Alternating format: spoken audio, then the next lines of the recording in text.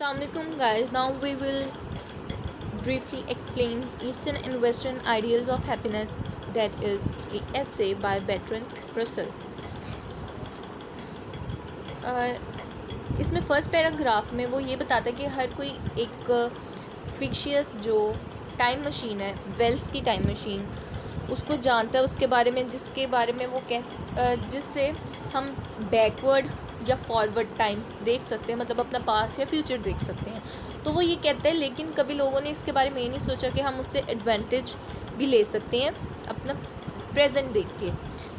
जिस तरह European Chicago या न्यूयॉर्क में जाके देख सकता है कि see the future to which Europe is likely to come if it escape economic disaster. जो इकोनॉमिक डिज़ास्टर हुआ, आप लोग को ये मैं बता दूँ कि ये ऐसे 1925 में लिखा गया है, और उससे पहले उसने वर्ल्ड वॉर देखी है, तो उसके दिमाग में वो चीज़ें हैं।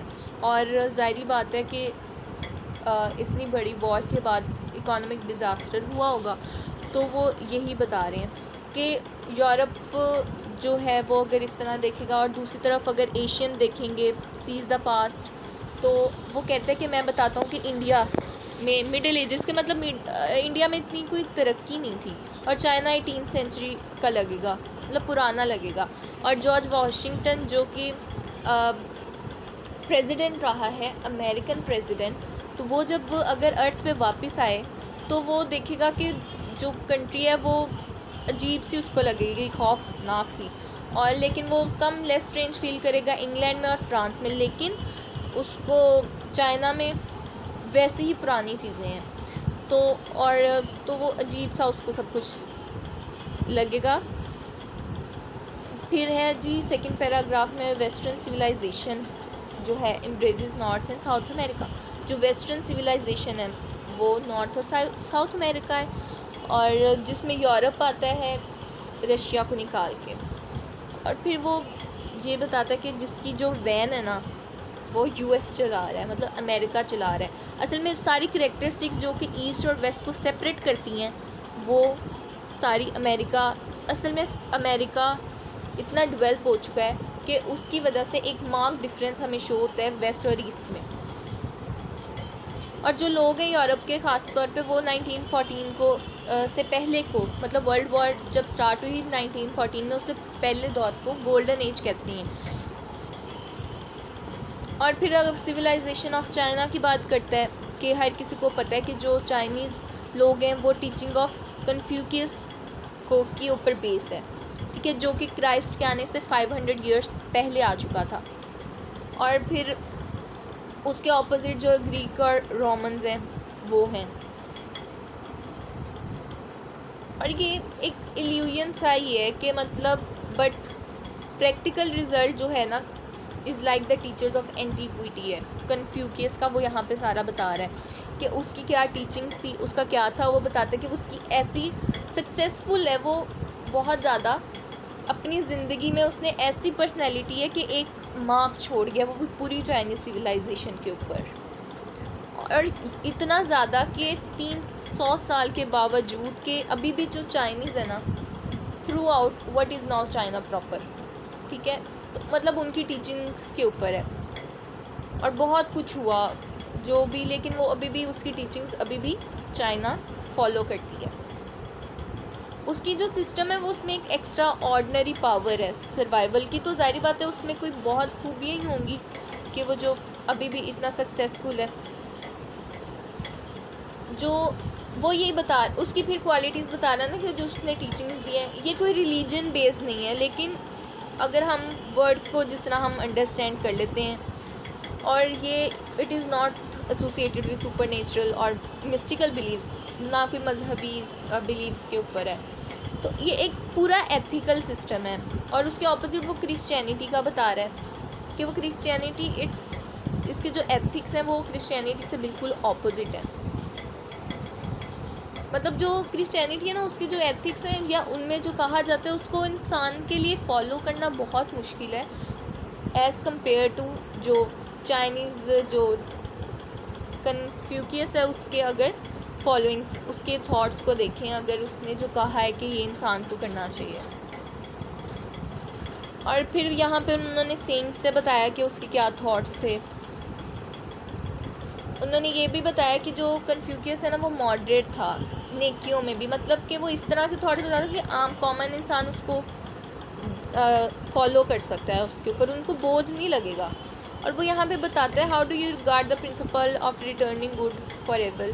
उसने रिप्लाई किया, फिर सारा ये बता रहे हैं। फिर दूसरी तरफ एक और है जो है लाओ त्ज़ी, जिसका जो फाउंडर है टाओइज़्म का ना, वो भी चाइनीज़ उसको फॉलो करते हैं। तो उसका ये मानना था कि मैं अच्छों के साथ अच्छा करूँगा, जो मेरे साथ अच्छा करेगा उसके साथ भी अच्छा करूँगा, जो मेरे साथ बेवफाई करेगा उसके साथ भी वफ़ादारी करूँगा।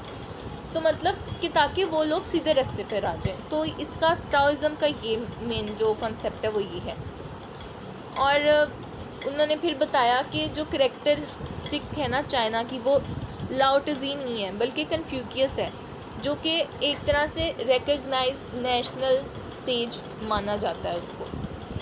और टाओइज़्म सर्वाइव करती है लेकिन इतनी नहीं जितनी वो मानी जाती, लेकिन कम मानी जाती है, और थोड़े से तबके के लोग उसको ज़्यादा मानते हैं। लेकिन जो कन्फ्यूशियस के अकीदे हैं वो अभी भी माने जाते हैं और ज़्यादा माने जाते हैं। और फिर वो गवर्नर्स का बताते हैं कि चाइनीज़ गवर्नर ना जो कन्फ्यूशियन मतलब कन्फ्यूशियस के जो थॉट्स हैं उसको प्रेफर करते हैं, कि मतलब हमें सेल्फ कंट्रोल के ऊपर बेनेवलेंस, कर्टिसी, ये सारा कुछ मिलके ना एक great emphasis on the good that could be done by the vice government. तो वो मानते हैं कि वो अच्छी गवर्नमेंट, अक्लमंदाना गवर्नमेंट चलती है उससे।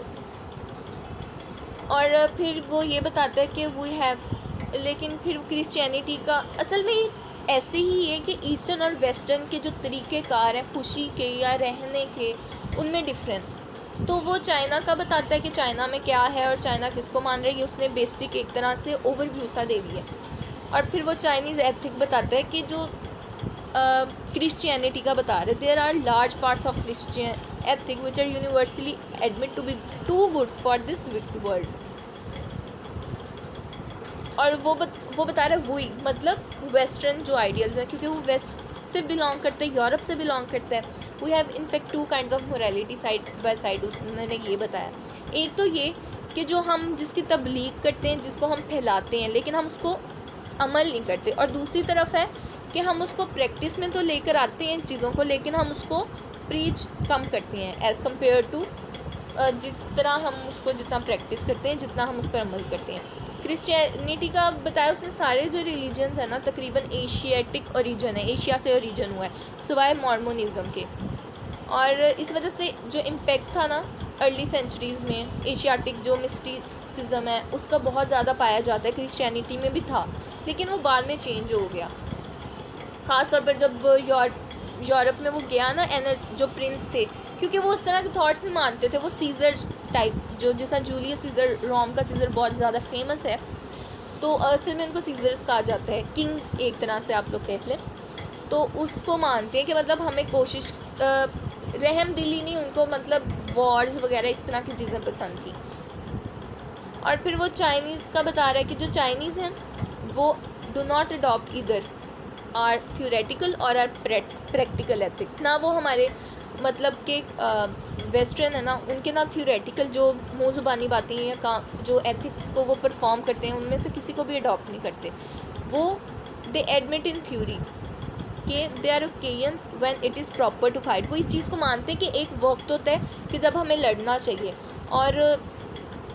और and in practice that these occasions are rare, और वो बहुत ज़्यादा रेयर होते हैं। When we hold in theory they are no occasions when it is proper to fight. अगर थ्योरी को देखें तो कोई भी ऐसा प्रॉपर टाइम नहीं होता कि फ़ाइट करने का। और जो चाइनीज़ हैं वो कभी कभार लड़ते ज़रूर हैं, लेकिन इस तरह नहीं लड़ते, वो इतनी कम, वो क्योंकि इतना ज़्यादा उनको एडमायरेशन नहीं है सक्सेस के लिए वॉर में या बिज़नेस के लिए, तो वो इस वजह से वो खुशी से खुश रहना चाहते हैं बस। और दूसरी तरफ वो अपना बताता है कि जो यूरोप में है तो उसके ऑपोजिट है, और इनके ब्लड शेड भी चाइनीज़ में बहुत कम होता है अगर वॉर हो भी जाए। और फिर चाइनीज़ का बताते हैं कि वो ट्रेडिशनली है सब कुछ, और लर्निंग को एडमायर करते हैं, कि वो लर्न करना चाहते हैं मोर देन एनीथिंग एल्स, कुछ और किसी और चीज़ के अलावा सिर्फ वो पढ़ना सीखना जानना चाहते हैं। और वो जो है अर्बैनिटी को, खुश इखलाकी को, इसको प्रमोट करते हैं, इसको अच्छा समझते हैं। और काफ़ी पहले से ही ना वो कॉम्पिटिटिव एग्जामिनेशंस के ज़रिए सीट्स देते हैं और हालांकि और एरिस्टोक्रेसी जो उनकी हेरिडेटरी होती है कि एक नस्ल दर नस्ल जो गद्दी मिलती जाती है उसको प्रेफर नहीं करते। और हालांकि जो दूसरी तरफ यूरोप वेस्ट को देखा जाए तो वो ये साइंस के पीछे भागते हैं, इस तरह की चीज़ों के, और are of more practical use and the moralising the formal ages, मतलब वो इसकी चीज़ें पीछे भागते हैं। और फिर लेकिन वो यंग चाइना का भी बताता है कि जो स्टूडेंट्स हैं जो एजुकेशन ले रहे हैं यूरोपियन लाइंस के अंदर, तो उनकी नीड्स भी मॉडर्न हो रही हैं, तो वो अपने ओल्ड ट्रेडिशन को इतनी रिस्पेक्ट नहीं देते, लेकिन फिर भी अभी भी उनमें वही चीज़, वही मॉडर्नाइजेशन, वही पोलाइटनेस और स्पेसिफिक जो टेम्पर है वो पाया जाता है। अगर वो कह रहे कि अगर मैं सम अप करूँ कि डिफरेंस क्या है चाइनीज़ और आर सेल्स मतलब वेस्टर्न साइड पे, तो वो ये कह सकता है कि उनका असल में एम इंजॉयमेंट है और यूरोप जो है वेस्ट है उसका एम पावर है। ईस्ट का एम इंजॉयमेंट और वेस्ट का एम पावर है। जिस तरह उनको जो वेस्ट है उनको पसंद है कि अपने जो इर्द गिर्द के लोग हैं उन पर पावर करें, या नेचर के ऊपर पावर, मतलब जो साइंटिफिक इंडस्ट्रियलाइजेशन करके नेचर के ऊपर पावर आ रही है, और अपने जो पहले से उनसे अच्छी स्टेट बनाएं और अपने अगलों के लिए एक ऐसी साइंस बिल्डअप करें कि जिससे उसको फ़ायदा हो। लेकिन चाइनीज़ को वो यहाँ पे लेज़ी कह रहा है क्योंकि उनको नेचर ज़्यादा पसंद है और वो इस तरह नहीं चाहते, इतना काम नहीं करते। उनको काम करना है सिर्फ इसलिए कि काम कोई कुछ करने को हो, लेकिन उनको ये नहीं है कि वो सक्सेस पे सक्सेस हासिल करने के लिए करेंगे। हालांकि जो वेस्ट है वो यही चाहता है, एक चीज़ हासिल होगी है तो अगली भी हो। लेकिन जो ईस्टर्न है, चाइनीज़ है, उन्होंने एक स्टैंडर्ड सेट कर लिया है। बस उन्होंने क्योंकि काम के साथ अपनी इंजॉयमेंट भी करनी होती है, उन्होंने टी पीनी होती है, उन्होंने आर्ट को एडमायर करना होता है, उन्होंने ब्यूटीफुल सीनरीज देखनी होती हैं, तो वो खुश रहते हैं इस तरह।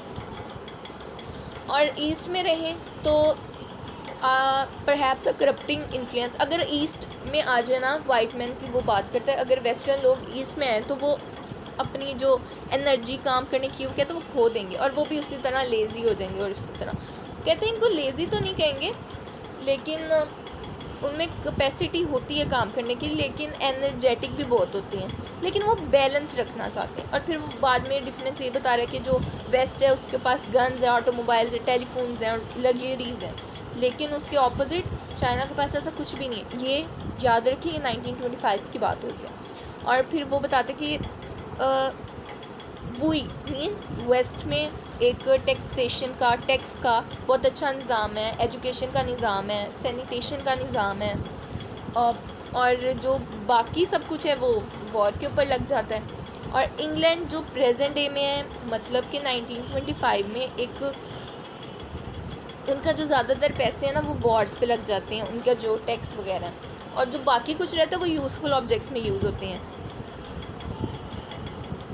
और वो बताता है फिर पुलिस हमारी बहुत अच्छी और बहुत एफिशिएंट है, और उसके ऑपोजिट चाइना में ऐसा कुछ भी नहीं है, ना उनके पास पुलिस है, ना उनका टैक्सेशन सिस्टम, ये कुछ भी इस तरह की उनके पास नहीं है, ना उनके पास इंडस्ट्रीज़ इतनी अच्छी है, ना ऑटोमोबाइल्स, बॉम्ब्स वगैरह, एजुकेशन कुछ भी नहीं इतना अच्छा। और वो कहते हैं अगर हम कंपेयर करें ना एवरेज चाइनीज़ का that of the average western, तो दो डिफरेंस मेन है। एक तो ये कि चाइना जो एडमायर नहीं करती एक्टिविटी को, सिर्फ वो तब करती है कि जब उसका कोई यूज़फुल पर्पस हो, और दूसरा ये कि they do not regard morality as consisting in checking art, और ना वो दूसरों के मोरालिटी को इस तरह जज करती है और ना अपने आप को ना दूसरों में इंटरफेयर करती है। असल में एक बेसिक कंपैरिजन डिफरेंस ये क्यों आया, क्योंकि जो क्रिश्चियनिटी है, जो ऑर्थोडॉक्स क्रिश्चियनिटी का फेथ ये है कि इंसान जो है विक्ड पर्सन, एज अ गुनाहगार बंदा पैदा किया गया, इन ज़मीन पे भेजा गया। और दूसरी तरफ जो चाइनीज़ है वो कहते हैं हर इंसान अच्छा होता है, नेक होता है, और उसके ऊपर जो बुराइयाँ होती हैं वो शैतान की वजह से आती हैं। और सारे में ये डिफरेंस उन्होंने ये बताया कि, और वो चाइनीज़ असल में भी, अगर वो जिस तरह क्रिश्चियनिटी में या वेस्टर्न लोग ये मानते हैं कि मतलब हमारे पेरेंट्स भी फिर वैसे ही गुनाहगार हुए ना। अगर इंसान एक विक्ड मैन है तो उसके पेरेंट्स भी वैसे, तो वो अपने पेरेंट्स को जहन्नुम की आग में नहीं देख सकते, हेल की फायर में नहीं देख सकते। तो वो उनके लिए चीज़ अजीब सी होती है कि कैसे कोई कह सकता है इस तरह। और कन्फ्यूशियस वही कि वो बॉर्न गुड है। अमंग आर सेल्फ मतलब वेस्ट में जो पीपल होते हैं, रिगार्ड जो मॉरल ह्यूमनरीज हैं, are those who forgo ordinary pleasure themselves and find compassion in interfering with the pleasure of others. और वो इसको मानते कि मतलब दूसरों की खुशियों में ना ताक झांक करना और उसमें इंटरफेयर करना। और फिर एक और चीज़ वो बता रहे हैं कि एन अदर रिज़ल्ट जो है ना एब्सेंस, जो नोशन सिन का है जो कि चाइनीज़ में नहीं है, तो वो एक deference to arguments and reason than they are in the, तो वो एक तरह से that men are much more willing to submit their differences to argument and reasons than they are in the West. और among ourselves means West में difference जो है opinions का आता है, principles का आता है, सारा कुछ आ जाता है।